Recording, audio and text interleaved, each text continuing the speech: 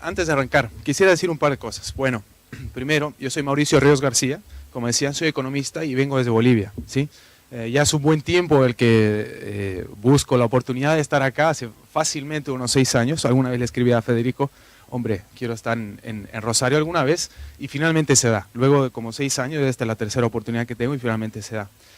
Y la otra es que justamente dentro de esos 6 años encontré, por ejemplo, bueno, veo muchas caras conocidas acá, gente amiga, no nos conocemos personalmente, pero sí, de repente conozco a muchos, tengo muchos amigos y es honestamente una gran satisfacción estar acá y poder saludarlos y finalmente desvirtualizarlos de alguna forma. Pero al mismo tiempo, quisiera ofrecer esta conferencia muy humildemente en nombre de Juan Carlos Kachanowski. Tampoco lo conocí personalmente, pero sí estuvimos en contacto algún tiempo como para poder empezar a construir proyectos de manera conjunta. Y lo estábamos haciendo realmente, había realmente posibilidades muy importantes, pero pierdan cuidado que lo vamos a hacer con otras universidades, etcétera, pero en Bolivia y en otros departamentos pues realmente existe la posibilidad. Es otra de las misiones que tengo acá, ¿sí? Para aprovechar. Al punto, llama mucho la atención el hecho de que el subtítulo de la ponencia sea transferencias de dinero en efectivo para mitigar las consecuencias de la expansión crediticia, relativamente polémico. La idea no es que la ponencia sea simplemente polémica, sino que voy a plantear algo relativamente interesante. Al menos yo lo he visto claro. No sé por qué no ha sucedido antes, me he ocupado realmente de buscar el tema, pero vamos a ver qué es lo que sucede. Lo que yo voy a ofrecer son simplemente 5 puntos, en 3 grandes partes, pero en la que me quiero concentrar ahora, porque creo que es lo más importante, lógicamente la tesis está ahí, de hecho, es en estos 2 puntos acá. Luego lo vamos a ver, estos 2 puntos, porque es el vínculo que estoy tratando de establecer entre una teoría y otra, ¿sí? Entre los teóricos del rent-seeking y los austríacos y la teoría austríaca del ciclo, ¿sí? Sí, funciona, excelente. Esto es sobre un caso boliviano, ¿sí? Es para ilustrar lo que está sucediendo en Bolivia, ¿sí? Lo que ilustra este cuadro es el vínculo entre, es una correlación, muestra la correlación entre gas, entre abundancia de recursos naturales en general y conflictos sociales en el país. Como ustedes ven, el inicio del boom de los precios de los commodities empieza alrededor del 2007, 1997, al mismo tiempo que el inicio de los conflictos sociales. Sí, parece haber un vínculo directo y muy estrecho entre lo que son los conflictos sociales y abundancia de recursos naturales fundamentalmente en Bolivia. No vamos a hablar de recursos naturales ni de enfermedad holandesa ni nada, porque honestamente las respuestas a todas las preguntas que he tenido, lógicamente las he ido a encontrar entre el rent-seeking y la teoría del ciclo, que vamos a ver un poco más adelante. La siguiente gráfica no es mucho más bonita, pero sí expresa bastante más. Este es el PIB de largo plazo en Bolivia, el crecimiento de largo plazo en Bolivia al mismo tiempo que conflictos. Estos son estudios que se han llevado hace mucho tiempo ya, en Bolivia aproximadamente unos 8, 10 años me imagino, incluso 12 ya, me animaría a decir. Si no pueden notarlo, este es el año 1970 y aquí es aproximadamente el año 2005, ¿sí? Resulta mucho más interesante en los últimos 5 años todavía la gráfica, porque ha habido muchísimo más conflicto todavía, ha habido muchísima mayor expansión crediticia todavía y por tanto menor crecimiento. Paradójicamente, Bolivia termina siendo uno de los países que más crece en la región, lo podemos discutir más adelante también. ¿Cómo se pueden identificar estas gráficas? ¿Sí? El problema y el vínculo que existe entre los conflictos sociales en el país y al mismo tiempo la abundancia de recursos y la expansión crediticia incluso, etcétera. La Fundación Milenio, que es a la que yo vengo a representar en este caso, en Bolivia, se encargó de tratar de interpretar estos problemas de abundancia de recursos y conflictos sociales para un trabajo para el Banco Mundial alrededor del año 2004, ¿sí? Lamentablemente, lógicamente, tampoco vincularon sus estudios a la expansión crediticia, por ejemplo, de la Reserva Federal a partir de las .com, ¿sí? O del ataque a las Torres Gemelas, etcétera. No encontraron exactamente el vínculo. Pero sí encontraron, es decir, el vínculo desde la teoría austríaca de los ciclos económicos, ¿sí? Desde ese aporte, sino que tuvieron una aproximación mucho más interesante a través del rent-seeking behavior, ¿sí? A través de la escuela de elección pública. ¿Qué fue lo que encontraron? Lo que les mostraba. Justamente el vínculo, la forma en la que los individuos tienen para asociarse, en vez de repente asociarse para encontrar oportunidades de negocio en el mercado y generar valor en la economía, simplemente se asocian para poder arrancar los recursos al Estado, ¿sí? Y el Estado los acapara. No es ninguna casualidad, lógicamente, que a partir de aquellos años Evo Morales decidiera, lógicamente, nacionalizar y apropiarse finalmente de toda la cadena productiva de los hidrocarburos, hasta ese momento relativamente privada. La trampa del rentismo. Este estudio culminó en una propuesta. ¿De qué se trataba la propuesta? Ya que la gente se está asociando de manera violenta para arrancarle los recursos al Estado, ¿qué podemos hacer para mitigar el impacto, para mitigar las consecuencias de esta asociación corporativa y violenta para arrancar los recursos del Estado, que finalmente inciden en el crecimiento a largo plazo del país? Esto pasa, lógicamente, en muchos países de América Latina, sino de toda América Latina.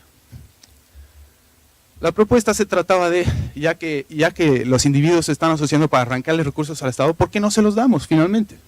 Es casi como una llave yudoka, ¿sí? Utilizar la fuerza del oponente para poder vencerlo finalmente.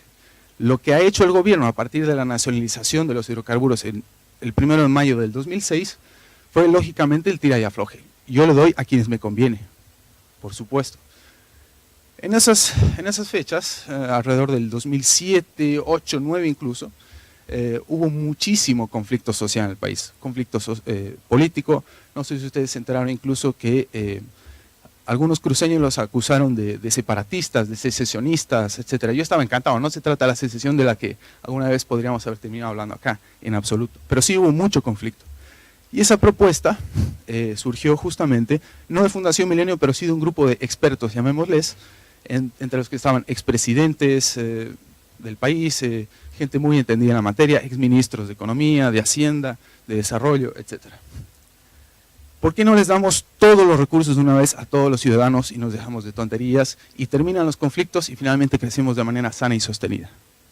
Como les decía, lamentablemente no encontraron el vínculo o las consecuencias de tener transferencias de dinero en efectivo, mucho menos si fuera fiduciario, sobre la economía, mucho menos, ya ni siquiera a largo plazo, sino casi en lo inmediato.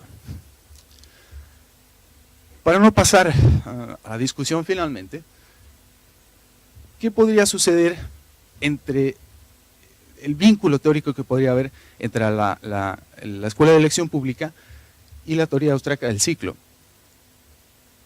Yo me podría atrever incluso a decir que uno de los padres del rent-seeking, de la teoría del rent-seeking, no es ni siquiera Gordon Tullock o James Buchanan o herejía, sino que podría ser el mismo Rothbard.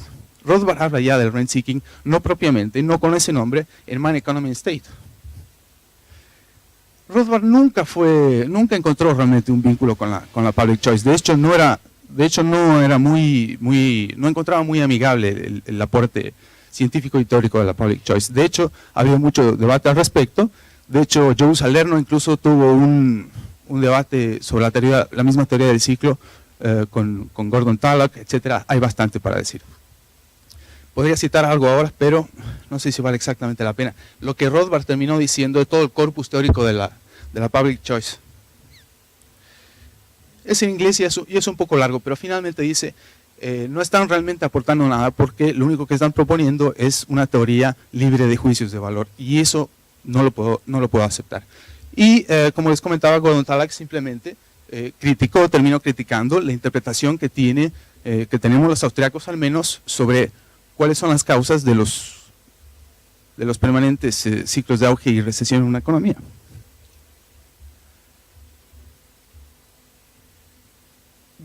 Huerta de Soto, podríamos citarlo para saber qué es lo que podría opinar sobre la propuesta esta de finalmente transferir todos los recursos a la gente, finalmente para que no hubiera conflicto, que finalmente creciera la economía. La trampa en la que la propuesta a su vez cae es tanto más peligrosa que aquella que busca evitar.